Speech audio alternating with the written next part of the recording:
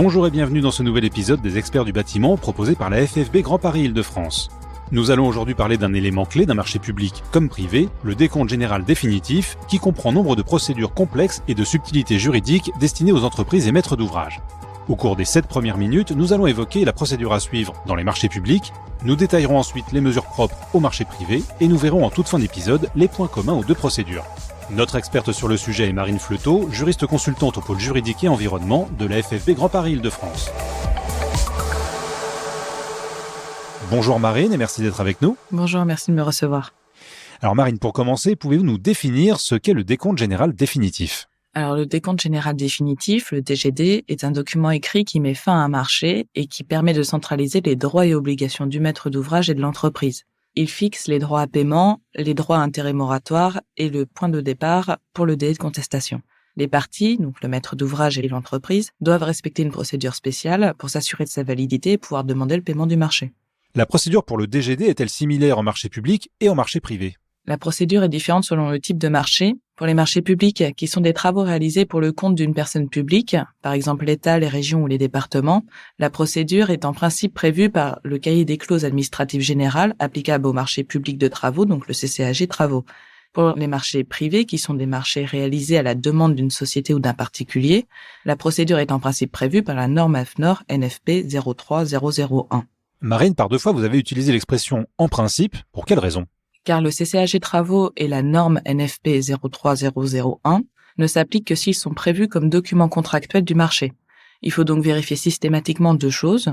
Le CCAG Travaux et la norme NFP 03001 est-il ou est-elle applicable au marché et le marché ne déroge-t-il pas aux dispositions relatives à la procédure de paiement du solde fixée par le CCAG Travaux ou la norme NFP. Ici, nous raisonnerons avec le CCAG Travaux de 2021 et la norme NFP de 2017, qui sont les dernières versions publiées.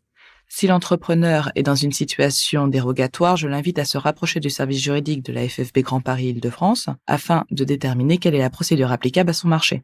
Marine, pouvez-vous nous indiquer la procédure à suivre en marché public lorsque le CCAG Travaux s'applique ? Alors, en marché public, il faut se rapporter à l'article 12 du CCAG Travaux qui prévoit 3 étapes. La première étape est celle où l'entrepreneur transmet son projet de décompte final, son PDF, dans un délai de 30 jours à compter de la notification du procès-verbal de réception des travaux, alors fait avec ou sans réserve, simultanément au maître d'œuvre et au maître d'ouvrage. Le projet de décompte final, donc le PDF, comprend le montant total des sommes auxquelles l'entreprise peut prétendre au titre de l'exécution du marché dans son ensemble, donc les prestations exécutées, les travaux supplémentaires exécutés, les intérêts moratoires ou les pénalités de retard de paiement par exemple. L'entreprise doit joindre à son projet de décompte final tous les justificatifs nécessaires. Le projet de décompte final par l'entrepreneur est accepté ou rectifié par le maître d'œuvre. Il devient alors le décompte final. Si l'entrepreneur n'a pas transmis le projet de décompte final, donc le PDF, le maître d'œuvre doit le mettre en demeure de le faire. En l'absence de réponse, pendant un délai de 15 jours, le maître d'œuvre établira directement le décompte final aux frais de l'entrepreneur.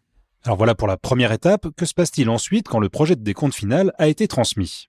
Nous arrivons du coup à la deuxième étape. Le maître d'œuvre établit le projet de décompte général, donc le PDG, qui comprend le décompte final, l'état du solde et le récapitulatif des acomptes mensuels et du solde.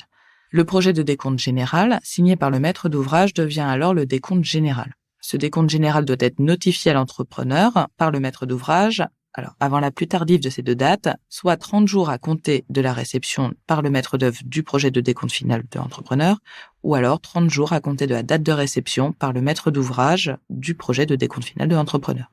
Que doit faire l'entrepreneur une fois que le projet de décompte général a été transmis et qu'il est devenu le décompte général ? Nous passons à la 3e et dernière étape. L'entrepreneur a 30 jours à compter de la notification du décompte général par le maître d'ouvrage pour renvoyer au maître d'ouvrage, avec copie au maître d'œuvre, ce décompte général signé avec ou sans réserve, ou pour donner les motifs de son refus de signature. Si le décompte général est signé sans réserve, ce document devient alors le décompte général et définitif, le DGD. Sous quel délai ce décompte général et définitif déclenche-t-il un paiement du maître d'ouvrage ? La date de réception par le maître d'ouvrage du décompte général et définitif est le point de départ du délai de paiement du solde. Tout dépend de la qualité de l'acheteur public, donc 30 jours pour l'État, les collectivités territoriales, leurs établissements publics et leurs groupements, 50 jours pour les établissements publics de santé et les établissements de services de santé des armées et 60 jours pour les autres entreprises publiques. L'entrepreneur a-t-il la possibilité de contester ce décompte général avant qu'il devienne définitif ? Oui, tout à fait. L'entrepreneur peut signer avec réserve ou refuser de signer le décompte général. Il doit alors présenter un mémoire à réclamation au maître d'ouvrage, avec copie au maître d'œuvre, dans un délai de 30 jours. À défaut, il perdra tout droit d'action en justice. Et que se passe-t-il si l'entrepreneur ne se manifeste pas après réception du décompte général ? Si l'entrepreneur ne renvoie pas le décompte général signé au maître d'ouvrage public dans le délai de 30 jours, ou s'il n'a pas motivé son refus ou n'a pas exposé en détail les motifs de ses réserves en précisant le montant de ses réclamations, ce décompte général est réputé être accepté par lui. Il devient alors le décompte général et définitif du marché. Alors Marine, j'essaie de résumer sous votre contrôle. Le projet de décompte final est transmis par l'entrepreneur au maître d'ouvrage et au maître d'œuvre. À partir de ce projet de décompte final, le maître d'œuvre établit un projet de décompte général qui devient le décompte général lorsqu'il est validé par le maître d'ouvrage. Ce décompte général devient le décompte général et définitif lorsqu'il est validé par l'entreprise. Tout à fait. Cela veut-il dire que toute la procédure est bloquée si le maître d'ouvrage et le maître d'œuvre ne répondent pas après la transmission du projet de décompte et qu'a fortiori, l'entrepreneur ne recevra pas son paiement ? Non, parce qu'il existe également une procédure qui permet à l'entreprise qui a transmis son projet de décompte final d'obtenir un décompte général et définitif, donc un DGD tacite. Cette procédure ne peut s'appliquer que si le marché se réfère au cahier des clauses administratives générales, donc le CCAG travaux, et si le cahier des clauses administratives particulières, donc le CCAP, ne déroge pas à cette procédure de DGD tacite. Ainsi, si 30 jours après la transmission par l'entrepreneur de son projet de décompte final au maître d'œuvre et maître d'ouvrage, celui-ci ne reçoit pas le décompte général, l'entrepreneur doit adresser au maître d'ouvrage avec copie au maître d'œuvre son projet de décompte final, un projet d'état du solde et un projet récapitulant les acomptes mensuels.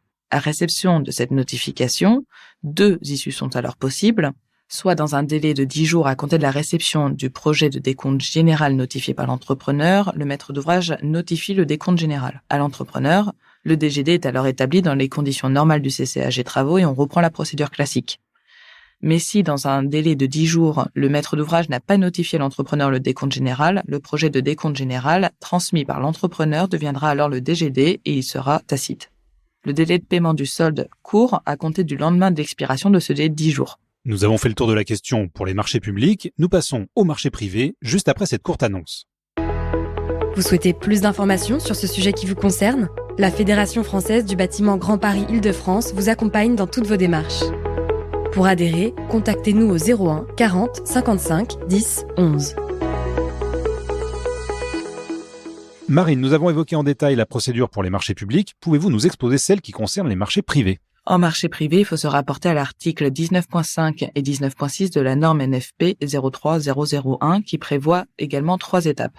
La première étape est celle où l'entrepreneur transmet son projet de décompte final, donc son PDF, dans un délai de 45 jours à compter du procès-verbal de réception des travaux, fait avec ou sans réserve, simultanément au maître d'œuvre et au maître d'ouvrage. Le projet de décompte final comprend le montant total des sommes auxquelles l'entrepreneur peut prétendre au titre de l'exécution de marché dans son ensemble, tels que prestations exécutées, travaux supplémentaires exécutés, intérêts moratoires ou pénalités de retard de paiement. L'entrepreneur doit joindre à son projet de décompte final tout justificatif nécessaire. Le projet de décompte final de l'entrepreneur est accepté ou rectifié par le maître d'œuvre et devient alors le décompte final.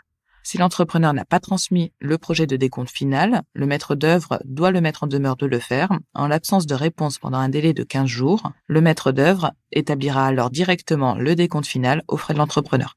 Très bien, et que se passe-t-il après que le projet de décompte final ait été transmis ? On passe à la deuxième étape. Le maître d'œuvre établit alors le projet de décompte général qui comprend le décompte final, l'état du solde et un récapitulatif des acomptes mensuels et du solde. Le projet de décompte général, signé par le maître d'ouvrage, devient alors le décompte général. Ce décompte général doit être notifié à l'entrepreneur par le maître d'ouvrage 30 jours à compter de la réception par le maître d'œuvre du projet de décompte final. Et enfin, que doit faire l'entrepreneur une fois que ce décompte général lui a été notifié ? On arrive à la troisième et dernière étape. L'entrepreneur a 30 jours à compter de la notification du décompte général par le maître d'ouvrage pour envoyer au maître d'ouvrage, avec copie au maître d'œuvre, ce décompte général signé avec ou sans réserve ou pour donner les motifs de son refus de signature. Si le décompte général est signé sans réserve, ce document devient alors le décompte général et définitif du marché, le DGD. La date de réception par le maître d'ouvrage du décompte général et définitif est le point de départ du délai de paiement du solde du marché. L'entrepreneur a-t-il la possibilité de contester ce décompte général avant qu'il devienne définitif ? Oui, l'entrepreneur peut le signer avec réserve ou refuser de signer le décompte général. Il doit alors présenter un mémo en réclamation au maître d'ouvrage, avec copie au maître d'œuvre, dans un délai de 30 jours. À défaut, il perdra tout droit d'action en justice. Et que se passe-t-il si l'entrepreneur ne se manifeste pas après réception du décompte général ? Si l'entrepreneur ne renvoie pas le décompte général signé au maître d'ouvrage dans le délai de 30 jours, ou s'il n'a pas motivé son refus, ou n'a pas exposé en détail le motif de ses réserves en précisant le montant de ses réclamations, ce décompte général est réputé être accepté par lui. Il devient alors le décompte général et définitif du marché. En marché privé, existe-t-il une procédure de DGD tacite qui permettrait à l'entrepreneur de ne pas être sanctionné si le maître d'œuvre et le maître d'ouvrage ne répondent pas à son projet de décompte final ? La norme NFP 03001, si elle s'applique et si les conditions particulières du marché, donc le CCAP, ne dérogent pas à cette procédure de DGD tacite, prévoit la même procédure qu'en marché public, à la seule différence du délai laissé après la notification du projet de décompte général par lettre recommandée avec accusé de réception. Ainsi, comme en marché public, si 30 jours après la transmission par l'entrepreneur de son projet de décompte final au maître d'œuvre et au maître d'ouvrage, celui-ci ne reçoit pas le décompte général, l'entrepreneur doit adresser au maître d'ouvrage avec copie au maître d'œuvre son projet de décompte final, un projet d'état du solde et un projet récapitulant les acomptes mensuels. À réception de cette notification, de nouveau, 2 issues sont possibles. Si dans un délai de 15 jours cette fois-ci, à compter de la réception du projet de décompte général notifié par l'entrepreneur, le maître d'ouvrage notifie le décompte général à l'entrepreneur. Le décompte général et définitif est alors établi dans les conditions normales de la norme NFP 03001 et on reprend la procédure classique. Mais si, dans ce délai de 15 jours, le maître d'ouvrage n'a pas notifié à l'entrepreneur le décompte général, le projet de décompte général transmis par l'entrepreneur devient alors le décompte général et définitif. Il s'agit d'un DGD tacite. Le délai de paiement du solde court à compter du lendemain de l'expiration de ce délai de 15 jours. En marché privé et en marché public, que se passe-t-il si on oublie de mentionner un élément ? Dès lors que le décompte général a acquis un caractère définitif, toute réclamation ultérieure du maître d'ouvrage ou de l'entrepreneur est interdite. Un décompte accepté par les 2 parties est définitif et ne peut être revu, sauf en cas d'accord des parties de modifier le DGD, en cas de fraude ou en cas de manœuvre dolosive type mensonge. Les juges sont très stricts lorsqu'il s'agit de modifier un DGD. À titre d'exemple, un DGD a pu être modifié lors d'un oubli d'une prestation prévue et exécutée ou lorsqu'une prestation a été comptée 2 fois. En revanche, le DGD n'a pas été modifié quand l'oubli portait sur des pénalités de retard ou si la clause de révision de prix n'a pas été appliquée. Marine, quels conseils souhaiteriez-vous adresser à nos auditeurs en guise de conclusion ? En cas de difficulté ou de besoin, nos adhérents peuvent contacter le service juridique au 01 40 55 10 71. Et ce sera très utile. Merci beaucoup Marine de nous avoir éclairé sur les subtilités du décompte général définitif. C'est la fin de cet épisode des Experts du bâtiment. Merci d'être fidèle à ce rendez-vous que vous retrouvez sur toutes les plateformes d'écoute de podcasts comme Deezer, Spotify ou Apple Podcast. Abonnez-vous gratuitement pour ne manquer aucun numéro et si l'émission vous plaît, parlez-en autour de vous. Je vous donne rendez-vous très bientôt pour un nouvel épisode des Experts du bâtiment.